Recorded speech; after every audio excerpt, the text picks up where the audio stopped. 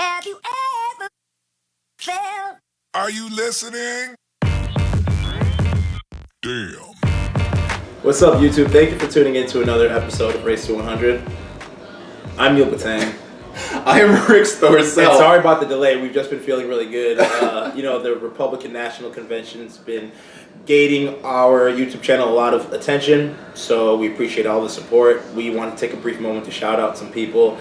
First and foremost, shout out to our good friend Nikita Collins, who does not stand back from standing up for her friends and trolling our YouTube heckler. We appreciate the support.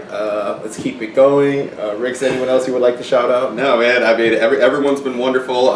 This has been we're at 75 episodes, 3/4 of the way through. Yeah. This has been over 2.5 months of doing this, and let's get to it. So we'll save the rest of the shout outs for episode 100. In the meantime, we are going to continue talking about the Republican National Convention. And since this is Race to 100, we'll start outside the arena where you have certain protests that are going on.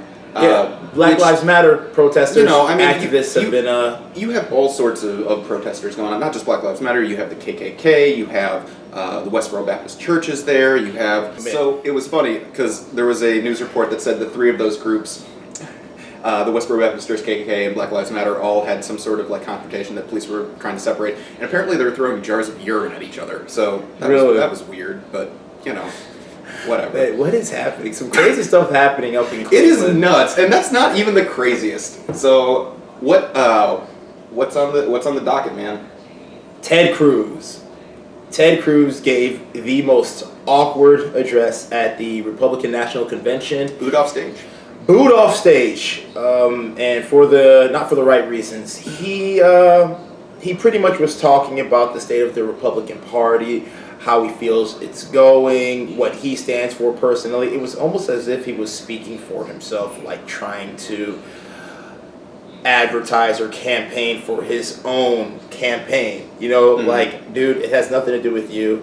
It's about prominent Republicans speaking on the behalf of other prominent Republicans. Yeah, everyone was saying that he was setting the groundwork for his 2020 run. Yes. That was the thing that... That's where I was getting. You got that too, right? Yeah. See, I didn't even have to read it. That was just... That's common knowledge. And Ted Cruz, I don't know, I'm just kind of scratching my head, the way he just looked and addressed the media and what he was saying just didn't come off as authentic. Again, I'm being service Snape.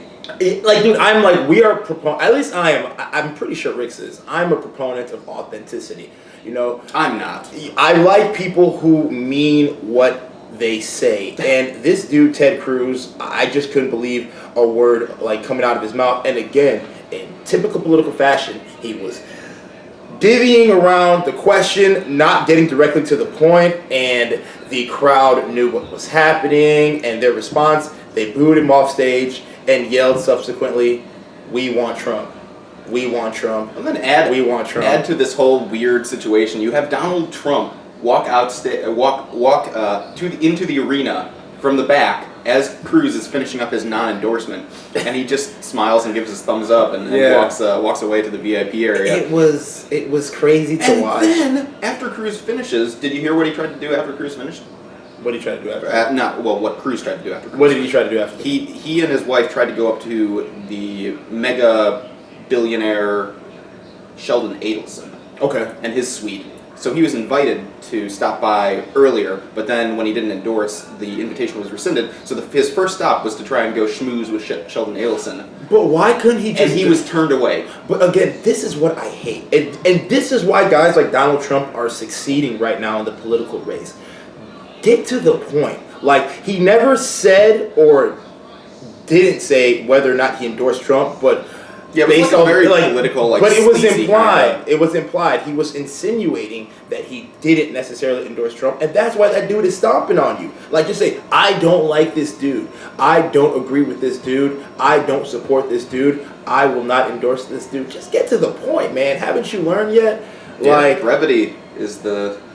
Brevity is good. Yeah, brevity. Yeah, we're just gonna come up with our own proverbs here on our show right now because we've got a camera in our face. But man, really, Man, like, Oh my I was goodness. just looking at... And then, breaking news too, it's Thursday, we're taping this on Thursday morning, and Cruz came out with a statement that said he stands by his lack of endorsing, saying, I don't endorse people who attack my family. Why even go? Like, why even show up to somebody else's party and then poop all over the place? Literally, like, poop all over the place. That speech was poop, man. It was, no, I mean, again, I respect the guy, but that speech just was... And it just looked like when he was up there, his facial expressions, like he had some like ulterior motive, like it just wasn't genuine. Like and I sleazy think the Republicans bought that. The only part of it that was genuine was when he brought up the whole wall issue, and everyone jumped up and went crazy, like, "Wow, do the wave!" And like literally, like Republicans at the RNC were doing the wave as this guy was talking about the wall to keep Americans safe, and then and I'm just laughing at this the entire time. Yeah, and that goes back to the idea of My coworker texted me. He's like, "Are you watching this right now?" I was like, "No, I was at work." He's like, "Is it just me, or does this seem like a Klan rally to you?"